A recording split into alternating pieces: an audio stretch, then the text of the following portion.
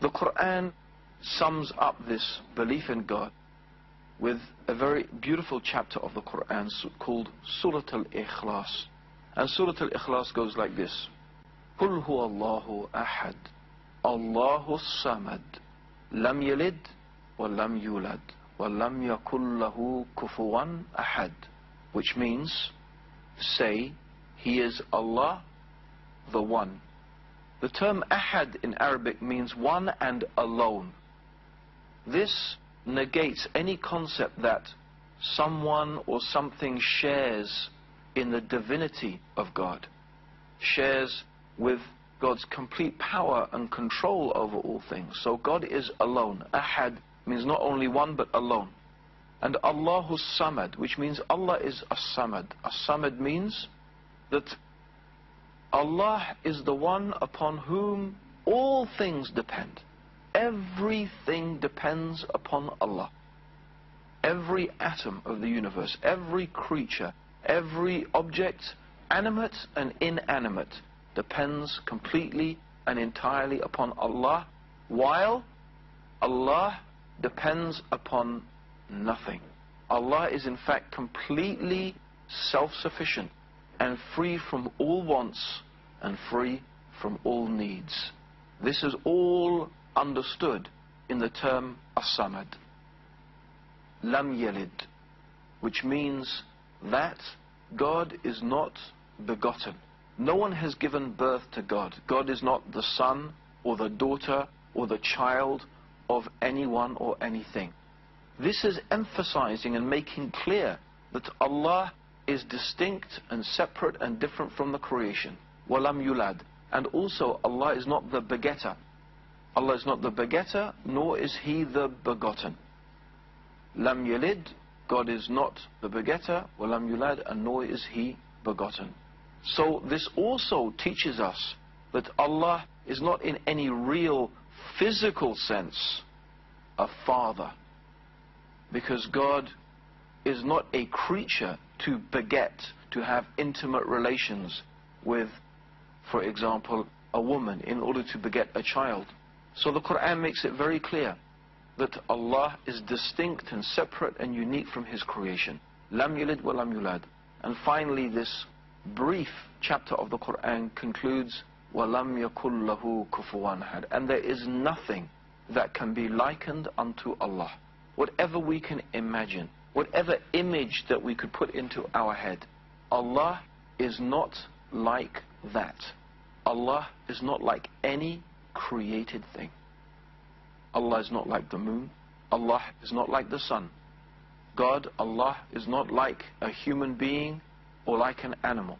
Allah is not like an existing created thing, nor is Allah a combination of created things, because some people may imagine that God is a combination of created things, maybe with the body of a human, the legs of an animal, the head of another animal. No, Allah is not like a created thing or a combination of created things. And since the only things that a human being can actually imagine, the only things that we can actually imagine are created things. We can only ever imagine in our heads and envisage something either that exists in reality, for example, say, like a lion or a rat or the sun or the moon. We can envisage these things that actually do exist. Or sometimes human beings can create images that are, or ideas of creatures or things that don't actually exist, but they are in fact a combination of things that do already exist. But Allah is not a created thing. Allah does not look like any created thing. Allah is unique. In fact, to even imagine that Allah, to even imagine that the Creator, to even imagine that God is like a created thing is an insult to God. It is an insult to God. I'm sure no one of us would like to be called a piece of dirt. No one of us would like to be called an insect, a cockroach, a rat. None of us would like to be referred to in these terms. So how about, therefore, if we imagine or envisage that Allah, the Creator, who is unique, who is Al-Akbar, who is greater than anything we can imagine, that we refer to Allah in terms or in a manner that we describe Allah as being like a created thing? This is insulting to Allah. This is insulting to the Creator. In order to really try and understand how great Allah is, I want to finish by mentioning a saying of Prophet Muhammad, may God's peace and blessings be upon him, said that the universe compared to the kursi, the kursi means literally in Arabic, it could mean a chair or a pedestal. I'm sure you must be familiar, or you must have seen pictures, or maybe even seen a throne. The king sits on a throne and the king puts his feet on a pedestal. This is what they call in Arabic a kursi. The Quran tells us that Allah subhanahu wa ta'ala has a kursi, a pedestal. And this kursi is compared to the universe rather, compared to the kursi, is like a ring. You know, imagine a ring. And you take this ring and you throw it in the desert. The universe is like this ring. And the kursi is like the desert. That is how vast just the kursi or the pedestal of Allah is compared to the universe. And by the way, scientists tell us that our universe is 10 billion light years across. 10 billion light years. That's a distance so vast we can hardly imagine. So for us the universe is huge, but in reality it is like a ring thrown in the desert compared to the kursi.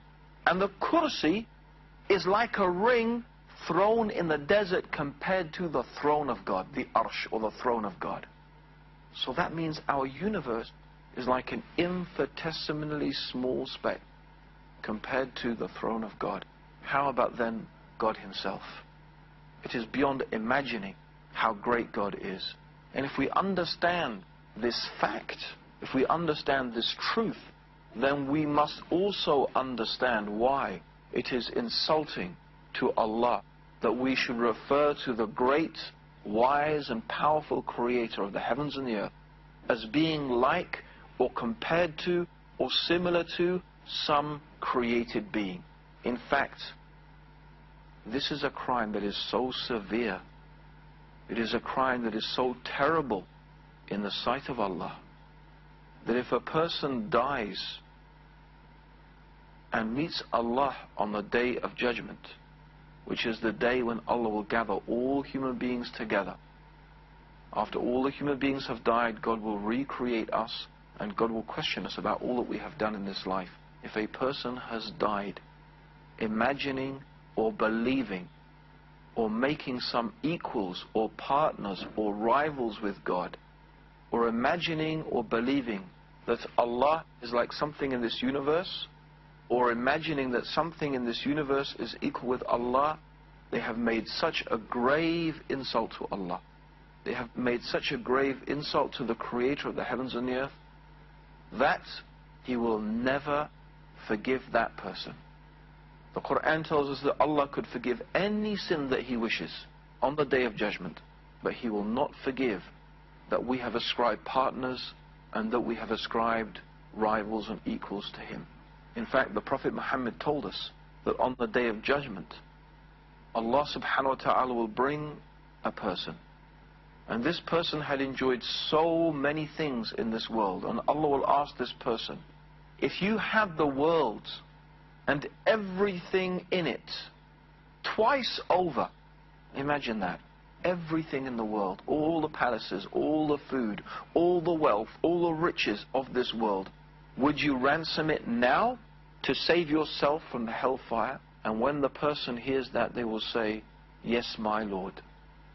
And Allah will say to that person, I asked you for less than that. I only asked you that you should worship me and worship only me.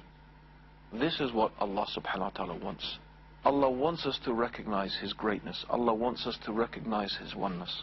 And of course, in this respect, this is where Islam differs with some aspects of Judaism and some aspects of Christianity, because we believe that the concept of God has become corrupted. The God is the one God. Allah is the one creator.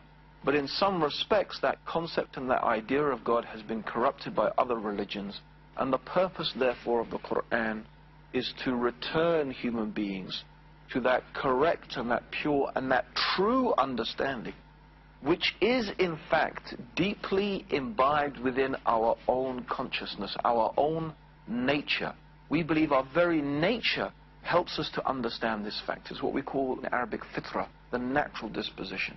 And that is why in times of trouble, in times of distress, when we really think everything is going to fail us, then that is the moment that we remember God and we call upon God completely, believing in only the Creator is going to help us and going to save us. So to conclude, the concept of God in Islam is a universal concept. The God of the Quran is essentially the same God as the God of Moses, the God of Abraham, the God of Jesus, the God in the Bible. And in fact, Allah is the same God that is universally recognized by human beings all over the world. Allahumma salli ala Muhammadin wa ala alihi wa sahbihi wa sallam.